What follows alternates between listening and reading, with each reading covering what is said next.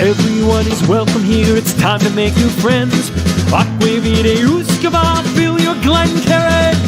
Share a dram with the spirit of Edmonton.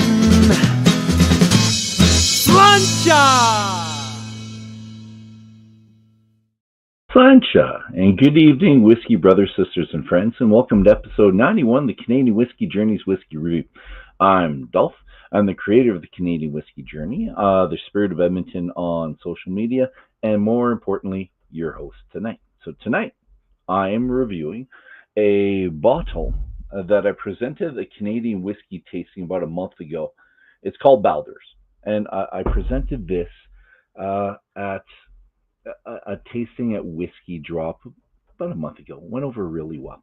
And what you should know is that, and why I picked this, is because it was the top 3 for 4 people and very top for 3 people at that tasting. So I figured this is something that really should get out there because it was a surprise to me at that tasting. I'd not had it before, and one that Graham had picked out as well. He suggested it. I tried it. I said, yeah, absolutely. But fun fact, Baldur is the Norse god of mythology. My wife made me a little note of that. The son of Odin and Frigg and brother to Thor. So primarily associated with light and beauty, and they have Baldur as being the Norse god of adventure. And I gave these away to people at the tasting. So we have this little thing. So that's the room that represents them. And they have one on every one of the bottles too. It's kind of fun. See, it moves around. You can keep it. This isn't on a chain, but something you can keep. Kind of neat. In it is. So Baldur is Lost Mountain Distillery, Saskatchewan, and people have heard of Lost Mountain, but they hadn't heard of Baldur's. And I'm the same. I had not heard of it. And I'm remiss because I missed release number 1. This is release number 2. Number 3 is out right now, which is bourbon style. Tastes fantastic. And Braden said that they're about half sold out. But you can still get some of this out there. Maybe here in Edmonton, you can possibly get it. If not, you're buying it online with them.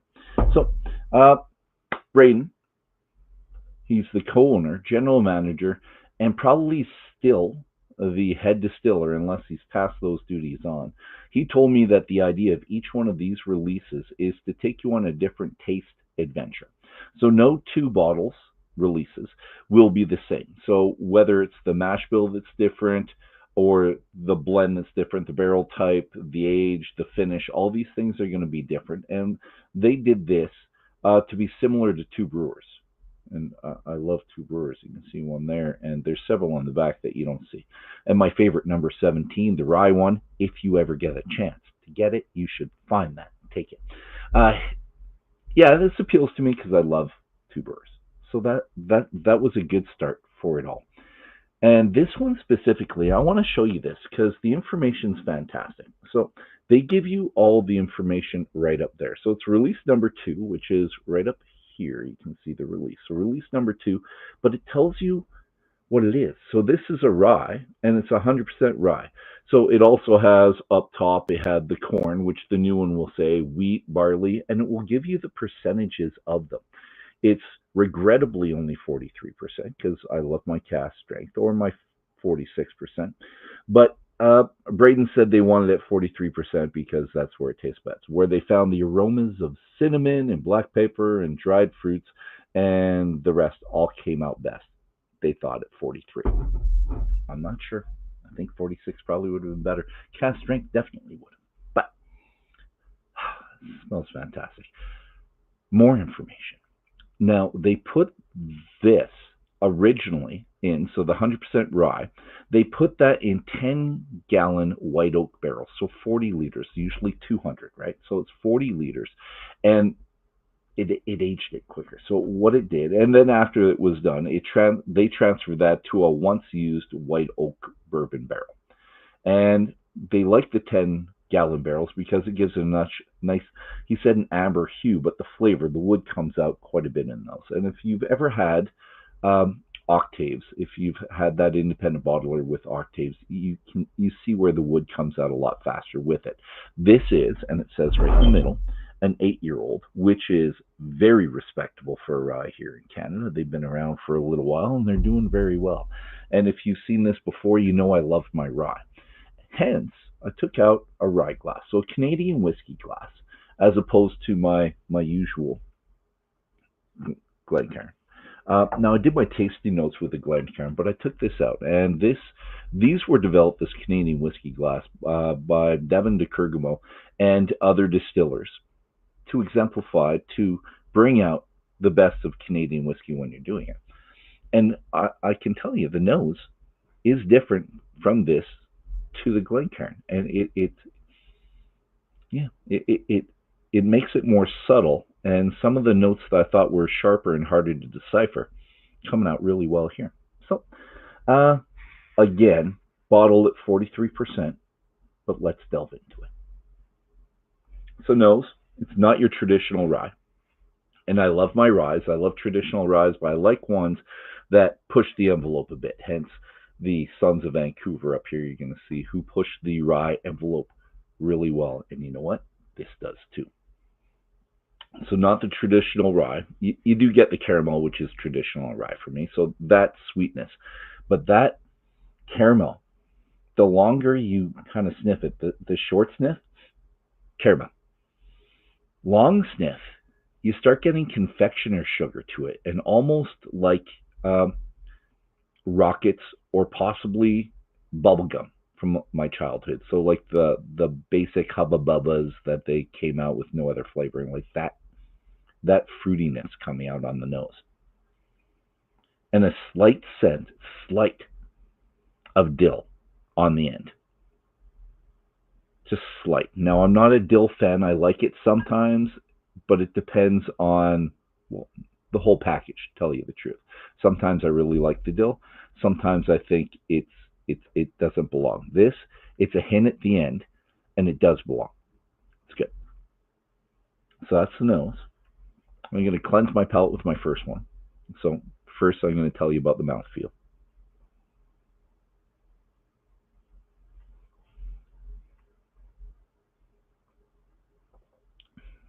So it's a nice mouthfeel. Not oily or creamy, but it is nice mouthfeel. So one problem with this glass, you sip too much at one time. This will be gone. This was like 1.5 ounces when I had it on the Glencairn. You can tell where it is. This just going down like, I took probably a quarter, half ounce sip there. All right, go for the palate.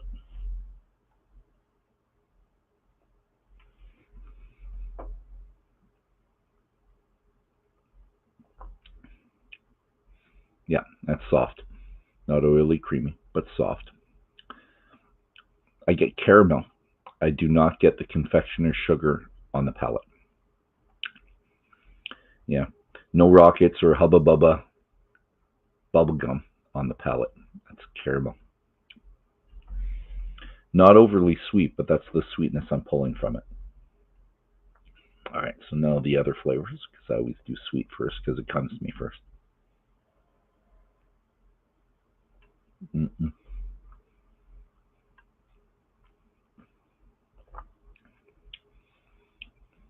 I get kind of the fruity that was maybe the bubblegummy fruitiness, but not confectioner sugar. Yeah, there's a fruitiness there. There's no dill. Somewhat perfumey, a little bit flowery.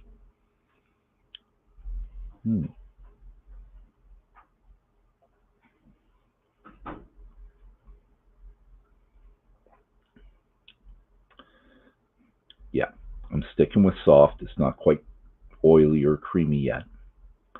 The caramel stays. Still caramel. Fruit and flowery. A little bit fruity. And how do I say the fruity? So let's go red fruits, maybe strawberry-like, light. Maybe not peaches. Dried peaches? Dried prunes, possibly? Flowery more. So let's go to the finish, because it seems like I'm doing the finish now anyway. So I'm going to say a medium finish.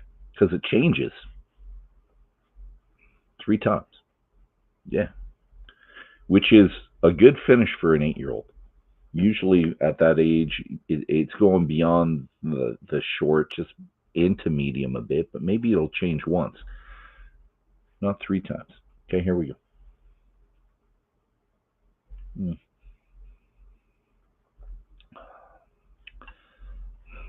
Yeah, starts with initial sweet, turns to fruitiness that I was talking about, and then the floral.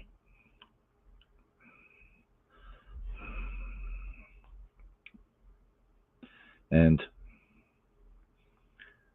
I don't want to say it keeps changing, but it's kind of reverting back to the fruitiness. All right.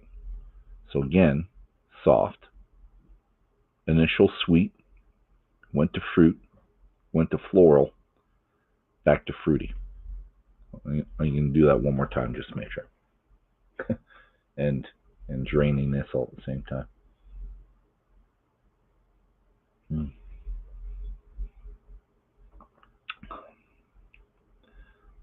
Sweet, fruity.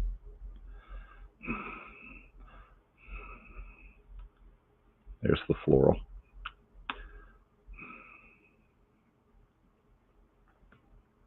Yeah, and after I swallow a bit more, it goes back to fruity. All right, there we go. That's it. So it's been a fun day. So I want to thank Braden Rannett for getting back to me, and he was great with the conversation. I texted him, and he got back to me right away. Email, got back to me right away.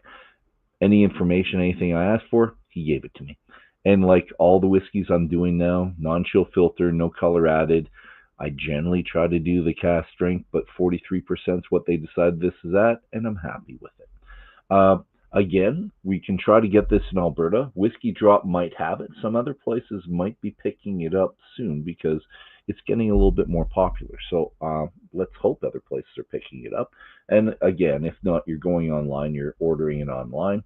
Release number 3 is out, and very bourbony. It was great. The wood influence of their small barrels, yeah, their 10-gallon barrels had a great influence on that. And I'll probably review release number 3 in a bit. Maybe not right away because the sample he gave me, I drank right away. So I got to get my hands on another one before I actually do that again. But fantastic. Was it $80 to $100? It was good. It was worth it. The ages are coming up on these bottles now. You're getting the 6, 7, 8 now, 9 and 10, and when we get into the 2 brewers, getting past 10 years now. This is an exciting time. It's a good time for Canadian whiskey. You're getting some really good whiskey and some positive stuff. And the flavors that we haven't seen in the past for Canadian whiskeys are all coming up now. So, cheers, everybody. Have a fantastic night. Watch the game. I don't want to tell you if you should root for Toronto or Ottawa, but that's going on now. I've had a couple tings on my phone, which I'm sorry about, but I'll check that out. And we'll see you next Tuesday, I hope. Cheers, everybody. Have a fantastic night. Ooh, let's push that. Oh, I'm just going to keep drinking.